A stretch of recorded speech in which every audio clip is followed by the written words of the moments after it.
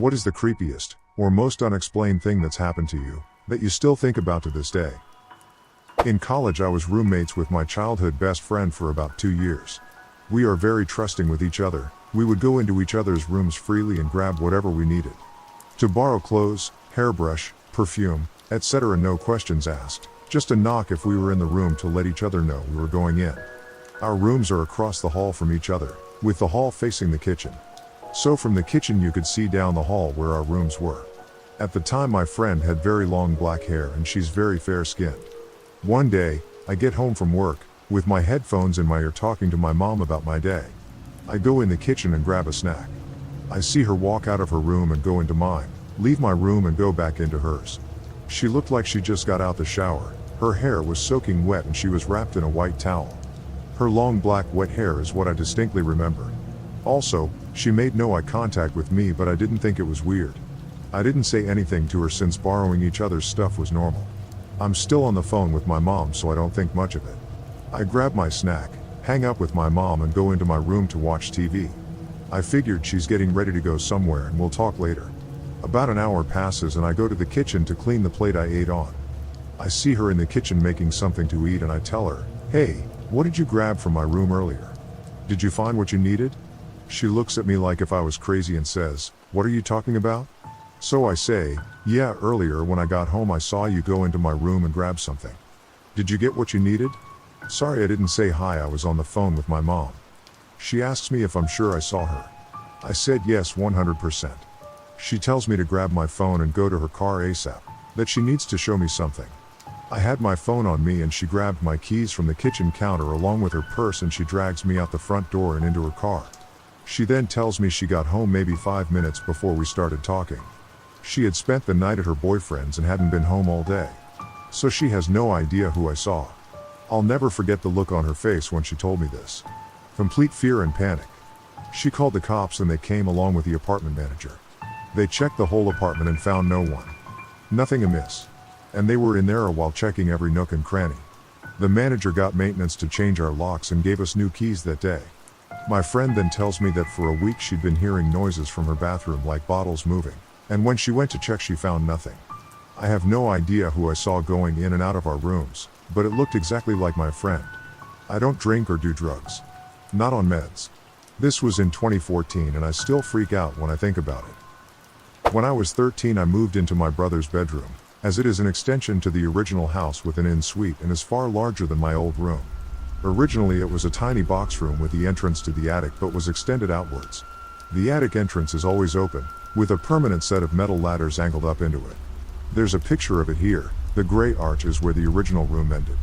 Within a few weeks of moving in I'd wake up in the middle of the night to see a figure staring down at me, with a white head like a skull and formless black body. It would slowly move down to the foot of my bed and stare at me until I moved, at which point it would sink into the floor. Just sleep paralysis, right? However, I had begged to move into that room and I had just got it set up so I wasn't going to leave. I didn't really talk about it to anyone. It gradually became less frequent over time. 8 years after this my brother mentioned at a get-together that he used to have a sleep paralysis demon when he lived in that room, a half joking, half freaked out way to other people when the topic of them came up. He described the exact same fucking thing. Neither of us mentioned it to anybody else at the time it was happening, so we have no explanation for us both experiencing the same thing. Was delivering newspapers on my paper route when a long-time customer pulled his car next to me and asked me to just give him his daily newspaper now because he was going on a long trip. I handed him his newspaper then skipped his house as I continued my route. The next day I was collecting the weekly fees. You used to have to go collect the money back then, no internet payment yet, and I went to his house to collect my fee. His wife answers and promptly complains that I missed her house on my deliveries the day before. I explained to her that her husband pulled up next to me. I told her what he said and that I gave him the paper. She started crying, told me that he had died a couple weeks ago and it was obviously not possible that I spoke with her husband the day before.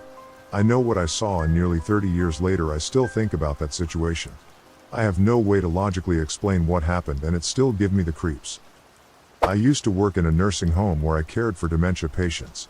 Every patient on the hall I worked on would steal spoons from dinner to give to the kids because they like shiny things. It got to the point where once a week I'd have to go through everyone's room to take back the spoons. I asked the patients about the kids many times but never got a good answer. I'd hear things like, They just live here, or they stand outside in the snow and look in the windows, or they're my friends who visit. Wouldn't be so weird if they all didn't do it, but it was everyone, the ones who were still capable of speaking anyways.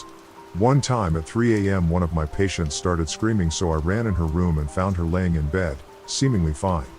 I asked what was wrong and she said that boy is here again and won't get out of my closet. I'm scared. Like me too, Dolores, what the heck. I worked in a dementia ward for a while too. One of my most beloved patients was fairly far into the disease. Every night she worried that a man with a knife was trying to break into her window, or worse, a grotesque, interdimensional spider. I'd tuck her in at night. She had a particular way to be tucked in, good and tight, but impossible for her to do herself, and she would cry about either the man or the spider at the window. It was a huge, non-operating window overlooking a forest, and her room was immediately adjacent to the palliative room, where we moved people when they were close to death so family could be with them in peace. I'd go look, sincerely, out the window, and every time I'd tell her, "Carol, I see it." Good news though, it's actually a moose in the tree shadows. Certainly spooky looking, but harmless. Would have fooled me too. She was always relieved. I'd close the blinds and continue on, never actually seeing anything. One night I went to check on her in the night when she was sleeping. As I walked in, I saw the curtains moving. I figured she was up and fearfully staring out the window, moving the curtains. As I rounded the corner, I quickly realized she was firmly tucked in as I had left her. I looked at the window, and in my peripheral on the sliver of exposed glass something writhed in the corner of my eye. My heart skipped a beat. Carol flatly chirped, "You see it now too, huh?" I never doubted again that she was seeing something, and I couldn't bullshit my way out that time. She moved rooms shortly after that. Thank God. I don't believe in the supernatural, but I sure did remember this pair of events from over 20 years ago. I was driving down the freeway in a big city after work and my car stalled in the left lane. Some guy immediately came up and offered to tow me to the next off-ramp with a tow strap. He dropped me off, and I tried giving him some money. He declined, telling me to instead do something nice for something else. A week later, there was a rare downpour as I got in my car, same one, fixed, after work. Two scruffy-looking guys came running up to me and one said, "Hey brother, we missed our bus." He wanted to know if I could give the two of them a ride. This was not the best part of town, and I wouldn't have been inclined to let them in, but I remembered what that good Samaritan had told me. "Pay it forward." "Okay," I said, "hop in." We drove onto the freeway and I made all my usual turns heading home. It was the same way my two passengers wanted to go. After a while we got to an exit where they asked to be let off. It was the same exact spot, in a city of millions of people, where that other guy had unhitched my car from his truck and told me to do something nice for someone else. When I was in 3rd grade I moved to a new town and into a new house. We lived in a camper in the backyard of the house while we renovated it. It was a pretty old house. Anyway, during renovation we found all sorts of stuff in the walls. Old bottles, old pair of glasses, letters, old newspapers, old pictures of children in school clothes. It was a 2-story house and the stairs were kind of a focal point for all sorts of creepy stuff. So once you got to the top of the stairs there was a little landing before it went into 2 bedrooms. At night we would always leave the light on in the landing in case we had to get up to use the bathroom. Me and one brother shared a room and the other room was for our older brother. I refused to sleep upstairs due to how creeped out I was, so I always slept downstairs on the couch. One weekend my sister, who is older than both my brothers, came to visit and was in my oldest brother's bedroom alone, as we were all at school and my mum was at work. As she was sitting up there watching TV she heard footsteps coming up the stairs and called out as she had thought my mum was home early from work. No response other than the footsteps turning around and heading back down the stairs. When she got up to look there was no one home and all doors locked. It doesn't stop there. My oldest brother was left home alone for a week while me and my other brother and mom and dad went on a week-long vacation. Naturally he had his girlfriend over for a couple nights to keep him company. One night she got up to pee around 3 a.m. and went downstairs to the bathroom where she said she heard children whispering. A couple nights later around 3 to 4 a.m. the GF woke my brother saying someone was in the house. They heard footsteps coming up the stairs. Since the light was on in the landing, they could see a shadow underneath the door like someone was standing there. And the doorknob began to shake. Luckily it was locked. They both started to freak out, and my brother jumped up out of bed. We had some of those dumb display samurai type swords that aren't even sharp and he grabbed one of those and went towards the door. They heard more footsteps running down the stairs, and he bravely or stupidly followed down the stairs, where he was met with an empty house. All windows and doors closed and locked. He called the police, but nothing came of it. I got this voicemail out of the blue about 2 years ago, and I still think about it to this day. It was from a number I didn't recognize in Texas. They called twice early in the morning while I was sleeping and left this voicemail. The entire thing is unsettling. It's an old woman. The entire thing sounds like a coded message about some type of meeting. The weirdest part is there are 2 sounds of someone hanging up at the end, so I don't know if someone called me and played a recording. The whole thing is really bizarre and creeps me out. I've Googled the number various times over the past 2 years and have had no luck finding any sort of clue about who left the message or why. I fell asleep on the couch in my apartment in Detroit, 16th floor of a high-rise, not a shady area but right on the water/international border, rife with trafficking and the like. Sometime after midnight I had a feeling that something wasn't right and it woke me up. I opened my eyes only to look directly at a man standing in my entry hallway, backlit by the hallway light. He slowly backed up upon seeing me awake and closed the door. I ran to wake up my then boyfriend in the bedroom, and we went out to the hall to see who it could have been, but there was no sign of him. Still the creepiest thing I've ever woken up to. It was the only night our front door wasn't locked, because that was always my habit, and I had fallen asleep early. The odds of that, plus being all the way on the 16th floor. Was it a lost neighbor? Someone checking doorknobs that night? The what-ifs scare me more than anything. I was driving home from work on a long, somewhat dark road. I'll admit I was tired and cold and just wanted to get home. Speed limit was 60 miles per hour and I was doing closer to 70.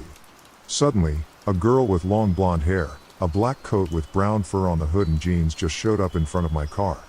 I knew there was another car to my left up ahead, but it was black and all I saw was that it was stopped before I saw her. I managed to maneuver around her. I was freaked out. I turned to a side street and stopped to figure out what was happening. Then a tall guy with a black coat and short hair gets out of the driver's side of the stopped car, grabbed her, dragged her to the car while she was fighting him, and put her back in the car. I called the police and gave them the description of the car and the direction it took off in. I never heard anything about it, and I have not stopped thinking about her since. It's been 2 years. I had a recurring nightmare of a pitch-black parasite sucking the life out of me. Sometimes it waited for me in dark corners to go to bed. My cats always slept on my bed during that time. For me it was a very stressful time. I got an itch at the place of my chest where I dreamed the parasite was sucking the life out of me. I got sick and felt a pea-sized lump. I went to my doc and they ordered a biopsy of that lump. As it turned out, I had male breast cancer at the age of 28. After I got well again, the dream never came back and my cats slept in their places again, and not on my bed. When I was 17, I had just gotten off my shift at Wendy's and was sitting in the parlor for my ride. Then out of nowhere, a middle-aged man approached me about a job offer. He asked me questions about my job at Wendy's, then he told me about the job he was offering. He said there were other girls and they all lived in dorm type thing and the job came with benefits. It was in an office setting and other things that I don't remember, but the entire time every danger bell in my body was going off full blast. It felt like my body became a vibrator. I don't remember if after the multiple rejections from me he left or if my ride had come and I zoomed out of there. The only thing I can think to this day is, did I almost get sex trafficked? Once I was hired to load firewood into my aunt's basement. She lives alone and left the basement door open for me while she went out. I usually swing the interior basement door as wide as I can when I walk in, and the door almost never closes completely. But once I heard it close, and when I was about to grab another load I saw that the deadbolt locked. When I walk in, my arms are filled with firewood, so I wouldn't be able to lock it myself. Looked out the window and checked the garage to see if she came home, but she wasn't there. The door itself was enclosed, so no wind to shut it. I tried various ways of slamming the door so it would lock by itself, but nothing worked. It's an isolated house, so I would have heard someone drive up, and it's highly unlikely someone walked over just to lock the door and leave in time while I was piling up firewood, and there's wooden steps, so I would have heard someone walking down them. It's the only time I've seen a deadbolt lock itself in my life. My husband recently took an overnight job to help us out during COVID. He's only been there about 2 weeks and works evenings/overnights, 9 p.m. to 6 a.m. Last night was no different. He left home around 8:15 p.m. Our daughter, age 11, and I decided to make it a movie night. Around 11 p.m., I heard keys in my back door and the usual sounds my husband makes when he comes home. I creep out to the kitchen to make sure it was him, and it was. He told me he needed to grab his knee compression sleeve, walks down the hall, says hi to our daughter as he passes the living room, and goes upstairs. He came back down, gave me a kiss and left again. We finished our movie and went to bed. In the morning when he got home I made a joking comment about him forgetting his knee sleeve. He was genuinely confused as I recall the previous night. Our daughter confirmed everything I said and he still was acting confused. I pulled up our security motion camera on my phone to show him when he popped in quick. But there was no footage from the night before, or any other night, of him coming home after he's left for work. My daughter and I both heard him, saw him, and I touched him. But he was never home during that time. Nothing else out of the ordinary happened that night. We seriously have no idea what happened. I woke up in the bath at a very specific time, like 5:45. Twice. 10 years in between. Water was getting cold, I was naked. No memory of getting there, some fragments of like seeing my own hand turning on the tap. No drugs or alcohol or even medication involved. The worst thing was the fear. When I woke up I felt an inexplicable, almost primordial, dread. Lasted for hours, I was shaking, couldn't function. Still freaks me out thinking about it. Might have been 3 times, I can't remember properly, I still get the shakes from the memory. My girlfriend and I are in a long-distance relationship. We typically take turns traveling between each other's countries, Australia and Canada. About 2 years ago, it was my turn to travel over to Australia to stay with her and her mom. For a bit of background, my GF's room was built as an extension/add-on to their garage. So to get to it, you had to walk through their garage to get to her room. About a couple weeks into my trip over there, I wake up at around 1 a.m. and the room is just glowing red. I look up at the ceiling and I see this black figure crawling through the ceiling. It moved in such an inhuman way, almost like it was breaking every one of its bones to move. I start screaming, which wakes my GF up, and she looks up at the ceiling and starts to scream as well. Instinctively, I grab my pillow and whip it at the figure. The next thing I know, everything went black and I'm waking up a few hours later. My GF is fast asleep, so I think it was just some weird dream. At that point, I have to go to the washroom. So, I walk through the garage and try to quietly open the garage door to get into the main house. Previously, her mom had mentioned that she was getting annoyed with us staying up late at night and going through the garage door to use the washroom. Since her mom's room was down the garage door hallway, each time we would open it, the door would click loudly and wake her up. So, I'm standing there at the garage door and I try to open it as quietly as possible. As I turn the handle and the door clicks as I push it open, her mom just starts screaming at the top of her lungs. I thought it was out of rage for waking her up, so I immediately close the door and speed walk back to my GF's room. I climb into bed and gently nudge her awake to tell her that her mom is screaming. She gets up and goes to see whether her mom was still angry and try to de-escalate the situation. About 20 minutes goes by and my GF comes back into the room completely silent. She asks me if I saw the room glowing red earlier as well as a figure in the ceiling. I say yes and she goes wide-eyed and says that she thought it was just a dream too. She then says that her mom wasn't screaming at me. Apparently, when I opened the door, it did wake her up, but when she woke up, there was a black figure standing at the foot of her bed and it was slowly moving towards her. She then experienced a blackout as well and was woken up by my GF checking in on her. When I was in high school, I would always be the first to arrive home out of my family, having the entire house to myself. I've never been superstitious or someone who's scared easily, and the hour I had alone was my favorite time of the entire day. My bedroom is upstairs, and one day when I got home from school I placed my bag away and started up the stairs. About halfway I stopped because I thought I heard something coming from upstairs, so I stayed and listened. I heard a very slow rendition of the melody from Ring Around the Rosie, crystal clear, coming from my bedroom. I was 100% sure I was the only one home, and I had absolutely no device that could be playing music unprompted, especially Ring Around the Rosie. I froze in fear and listened for about 15 seconds to make sure I was really hearing it, which I was. I just turned back down the steps and waited around in the living room for my family to get home before I went back upstairs. I went in my room a few hours later and there was nothing out of the ordinary. I know it's not a very climatic story, but it's something I think about every now and then. I never told anyone about it because, why would I? But that was the first time something truly strange happened to me. Back in 2008, I lived near my college in an apartment. My apartment was set back from the main road quite a bit and was in a wooded and hilly area. One night, I was out running near sundown. I'm at the bottom of a hill that's behind my apartment, so it was near the end of my run. I look up ahead at the top of the hill and notice 3 guys on bikes just sitting there. Being a 20-year-old female, my spidey senses start tingling. I tell myself I'm psyching myself out and it'll be fine, so I keep running. I'm about halfway up the hill. The three guys are still just sitting there, facing my direction. I don't have a phone or anything and nowhere else to go, so I tell myself I'll just run as hard as I can and scream if I need to. Suddenly, I hear something coming up beside me. I look to my right and see a German Shepherd. He's running alongside me. I've never seen this dog before in my life. I can't explain it, but I just knew I'd be okay now. I continued running up the hill with this random dog beside me. When we're approaching the guys, this dog gets slightly ahead of me and runs directly in front of me instead of to my right. He gets to the guys and stops dead in his tracks. I continue running and pass the guys without even making eye contact. Once I'm past the guys, the dog catches back up to me and continues running alongside me. He stays with me until I take the turn into my apartment's very well-lit parking lot. He disappears into the trees as quickly as he appeared.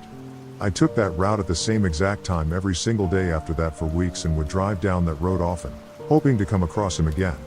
No luck. I never saw him again. My friends are all convinced he was a guardian angel making sure I stayed safe.